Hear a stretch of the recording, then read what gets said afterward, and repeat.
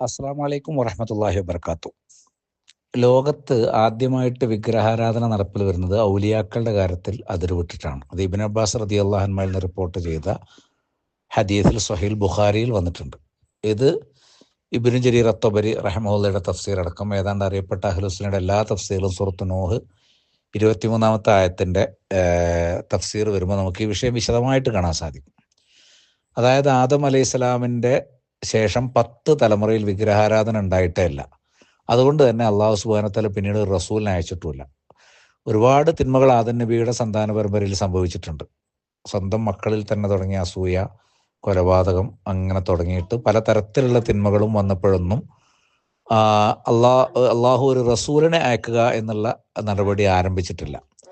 ആദ്യമായിട്ട് റസൂലിനെ അയക്കുന്നത് അവർ അള്ളാഹുവിന് മാത്രം നൽകേണ്ട ഇബാദത്ത് സൃഷ്ടികൾക്ക് നൽകാൻ തുടങ്ങിയപ്പോഴാണ്.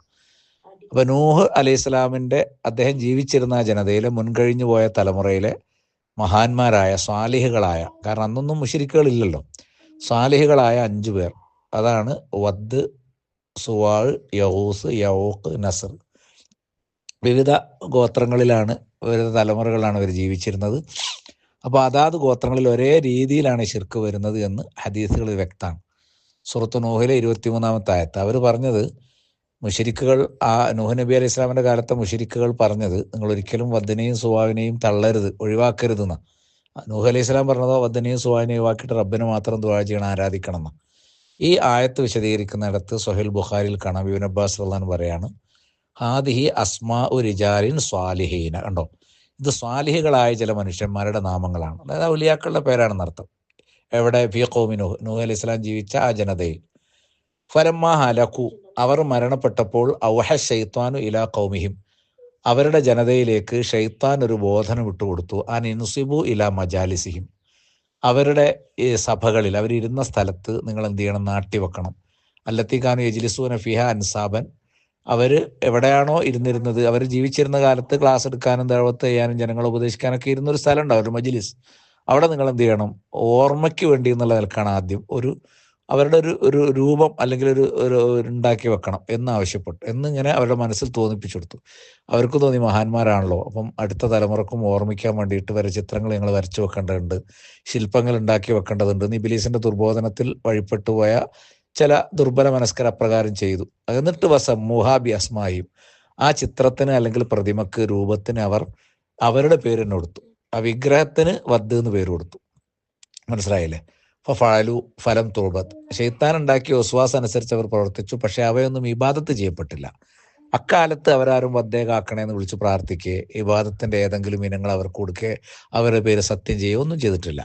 ഹത്താ ഇദ ഹലക്ക ഉലായിക്ക, ആ തലമുറ അല്ലെങ്കിൽ ആ ഉണ്ടാക്കി വെച്ച ആളുകൾ അവർ മരിച്ചു പോകുന്നത് വരെ അങ്ങനൊന്നും ഉണ്ടായിട്ടില്ല.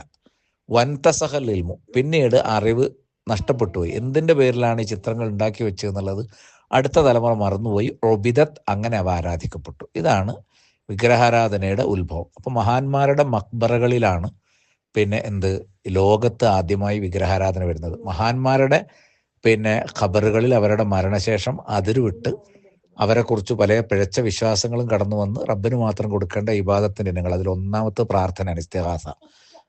അതുപോലെ ഇസ്തിആദത്ത്, ഇസ്തിഗ്ഫാർ, ദബ്ഹ്, നദർ, ഇങ്ങനെ ബലി, നേർച്ച, ശരണതേട്ടം തുടങ്ങിയിട്ട് റബ്ബിന് മാത്രം കൊടുക്കേണ്ട കാര്യങ്ങൾ ഈ ഔലിയാക്കൾക്ക് റബ്ബിലേക്ക് അടുപ്പിക്കും, റബ്ബിങ്കൽ ശഫാഅത്ത് ചെയ്യും എന്ന വിശ്വാസത്തിൽ ചെയ്തുകൊണ്ട് ആണ് ലോകത്താദ്യമായിട്ട് വിഗ്രഹാരാധന കടന്നു വരുന്നത്.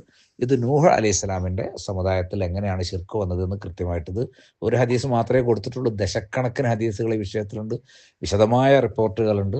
അപ്പൊ അതിൽ കാണാം, ആദ്യത്തെ 10 തലമുറയിൽ വിഗ്രഹാരാധന ഉണ്ടായിട്ടേ ഇല്ല, 10ാമത്തെ തലമുറയിലാണ് ഇത് സംഭവിക്കുന്നത്. അതിനുശേഷമാണ് അല്ലാഹു സുബ്ഹാനഹു വ തആല നൂഹ് അലൈഹി ഇസ്ലാമിനെ നിയോഗിക്കുന്നത്. ഇത് മുന്നിൽ വെച്ചുകൊണ്ടാണ് ബിദായ വനിഹായ ഇബ്നു കസീർ റഹിമഹുല്ലാ വാസുലു ഇബാദത്തിൽ അസ്നാമി, വിഗ്രഹാരാധനയുടെ അടിത്തറ എന്ന് പറയുന്നത് അൽ മുഗാലാത്ത് ഫിൽ ബശരി, അത് മനുഷ്യരുടെ, അതായത് മഹാന്മാരുടെ കാര്യത്തിൽ അതിരുവിടലാണ്. അതുകൊണ്ടാണ് നബ്സല്ലാത്ത തുറുണീക്ക മാത്രത്തിൽ നസാറ ഇബ്നു മറിയം, നസാറാക്കൾ ഈസാ അലൈഹി സ്വലാമിന്റെ, ഇബ്നു മറിയമിന്റെ കാര്യത്തിൽ അമിത പ്രശംസ നടത്തിയതുപോലെ നിങ്ങൾ എന്നെ അമിത പ്രശംസ നടത്തരുത്. ഇന്നത്തെ ഈ മൗലിദ് കിതാബുകളിലൊക്കെ ശരിക്കും മുഹമ്മദ് നബിയോട് പാപമോചനം തേടുന്ന, നരകമോചനം തേടുന്ന ഈസാ നബിയെ എങ്ങനെയാണോ ക്രിസ്ത്യാനികൾ ഉയർത്തി വെച്ചതിന് ദൈവപുത്രന്ന് മാത്രമേ ഈ സമസ്തക്കാർക്ക് ഇനി പറയാൻ ബാക്കിയുള്ളൂ. ഏതായിരുന്നാലും ഇതാണ് ചരിത്രം. പിന്നെ പല നാടുകളിലും ഈ ചരിത്രം ആവർത്തിക്കപ്പെട്ടു. ഇപ്പം മക്കാരാജ്യത്തും ശരിക്കും എന്തില്ല, ശിർക്ക് മക്കാരാജ്യത്തും എന്തുണ്ടായിരുന്നില്ല, ശിർക്ക് ഉണ്ടായിരുന്നില്ല. കാരണം ഇബ്രാഹിം അലൈഹി ഇസ്ലാമിൻ്റെ ഹനീഫിയത്താണല്ലോ അവിടുത്തെ മില്ലത്ത്. പിന്നെ കാലങ്ങൾക്ക് ശേഷം അവിടെ പിന്നെ എന്താണ്, ഹുസാ ഗോത്രത്തിലെ അമ്രുബിൻ ലുഹ എന്ന് പറയുന്ന ഒരാൾ, ഒരു പൂജാരിയാണ്. അയാൾ ഹുസാ ഗോത്രക്കാരനാണ്. അയാൾ ഈ അറേബ്യയിൽ വന്നതിന് ശേഷമാണ് ആദ്യമായിട്ട് അവിടെ വിഗ്രഹാരാധന വരുന്നത് എന്ന് അതും ബുഖാരി അടക്കമുള്ള ഹദീസ് ഗ്രന്ഥങ്ങളൊക്കെ കാണാൻ സാധിക്കും. അതിൻ്റെ വിശദമായ രൂപങ്ങൾ തഫ്സീർ കിതാബുകളുടെ ഇബ്നു അബ്ബാസ് അള്ളാനും എന്നെ അതും ഉദ്ധരിച്ചിട്ടുണ്ട്. വിഗ്രഹാരാധന തുറക്കാൻ അറബികളിൽ എങ്ങനെയാണ്, അത് നൂഹ് നബിയുടെ കാലത്ത് വന്ന അതേ രീതിയാണ്. ആളുകൾ മാറി. അവിടെ വദ്ദും സുവാവുമാണെങ്കിൽ ഇവിടെയും വദ്ദും സുവാവൊക്കെ ഉണ്ട്. കൂടാതെ എന്താണ്, അത് പിൽക്കാലത്താണ് വന്നത് മറ്റു പല നാട്ടിൽ നിന്ന്. അതിന് മുമ്പ് ആദ്യമായിട്ട് അവരുടെ ഇടയിൽ ജീവിച്ചിരുന്ന ഒരു മഹാനാണ് ലാത്ത്. ലാത്ത് മഹാനാണെന്ന് പറയാവുന്ന ഒരുപാട് തെളിവുകൾ പണ്ഡിതന്മാർ ഉദ്ധരിച്ചിട്ടുണ്ട്. അതിൽ ഏറ്റവും പ്രധാനം, അദ്ദേഹം സവിശേഷമായ ഒരു പായസം സവീഖ് അതുണ്ടാക്കിയിട്ട് ഹാജിമാർക്ക് ഉംറക്ക് വരുന്നവർക്കൊക്കെ എന്ത് ചെയ്യായിരുന്നു, പിന്നെ ഒഴിച്ചു കൊടുക്കും, വീഴ്ത്തി കൊടുക്കും. അല്ലത് എലുത്തു സവീഖ്, പായസം വീഴ്ത്തി കൊടുക്കുന്നവൻ എന്ന അർത്ഥത്തിലാണ് അയാൾക്ക് എന്തുണ്ടായത്, അദ്ദേഹത്തിന് ആ ലാത്ത് എന്നുള്ള പേര് തന്നെ വന്നത്. അദ്ദേഹം പായസം വീഴ്ത്തി കൊടുക്കുന്ന ആളായിരുന്നു എന്നുള്ള അർത്ഥത്തിൽ.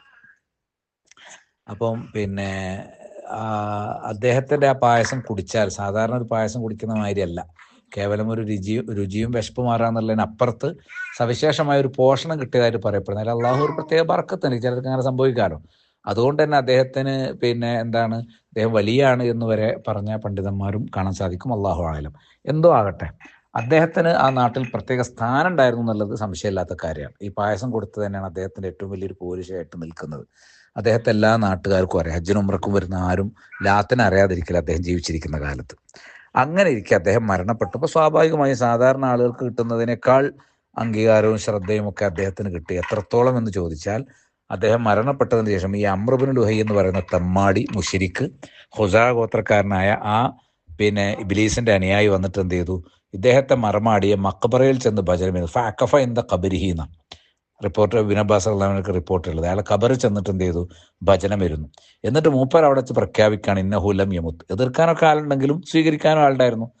ഇന്നഹു ലം യമുത്ത്, അയാൾ മരിച്ചിട്ടില്ല. ഈ മഹാന്മാരുടെ കാര്യത്തിൽ അവർ മരണപ്പെട്ടാലും ജീവിച്ചാലും സമമാണ് എന്ന മുദ്രാവാക്യം തന്നെ മുശ്രിക്കുകളാണ്. ഖുർആൻ നേരെ എതിരാണല്ലോ. ഒമായസ്തവൽ അഹിയാ വൽ അംവാത്ത്, ജീവിച്ചിരിക്കുന്നവരും മരണപ്പെട്ടവർ സമമാവുകയില്ല എന്ന് ഖുർആൻ പറയുന്നു. അത് സമമാണ് എന്നൊരു തത്വം ആദ്യമായിട്ട് കൊണ്ടുവരുന്നത് ഈ അറബികൾക്കിടയിൽ ഈ അമ്രുബിൻ ലുഹയ്യാണ്. അങ്ങനെ ലാത്ത മരിച്ചിട്ടില്ല. അതുകൊണ്ട് നിങ്ങൾക്ക് എന്തെങ്കിലും പറയാനുണ്ടെങ്കിൽ ലാത്തിനോട് പറയുക. അയാൾ ഓർക്കാൻ വേണ്ടി രൂപം ഉണ്ടാക്കി വെക്കുക. അയാളോട് നമുക്ക് സങ്കടങ്ങൾ പറയാം.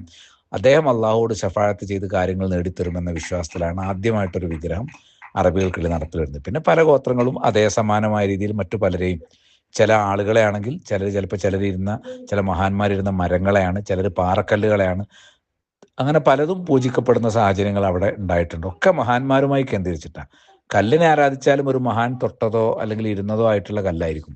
ഒരു മരത്തെ ആരാധിച്ചാൽ ഏതെങ്കിലും ഒരു മഹാൻ വിശ്രമിച്ചതോ സ്പർശിച്ചതോ ആയ മരമായിരിക്കും.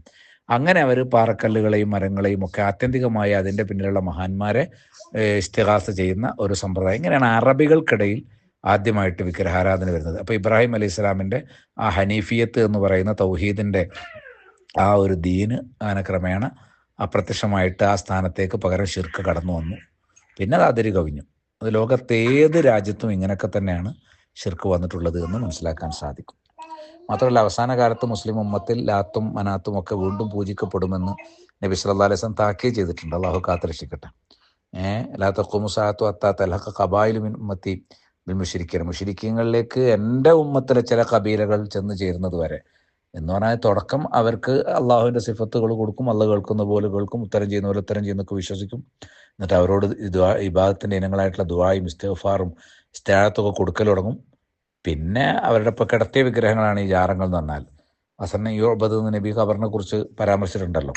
അപ്പോൾ അതേപോലെ തന്നെ പിന്നെ അത് നിർത്തിയ വിഗ്രഹങ്ങളാകാൻ വലിയ കാലതാമസമൊന്നുമില്ല. ഇപ്പം തന്നെ പല മക്ബറുകളിലും അതിൽ മറമാടപ്പെട്ട മഹാന്മാരുടെ വലിയ ഛായാപടങ്ങളൊക്കെ വന്നു കഴിഞ്ഞു. ഇനി അത് വിഗ്രഹങ്ങളായിട്ട് നാട് നീളെ പ്രത്യക്ഷപ്പെടും. അള്ളാഹു കാത്തുരക്ഷിക്കട്ടെ. അസ്സലാമു അലൈക്കും വറഹ്മത്തുള്ളാഹി വബറകാതുഹു.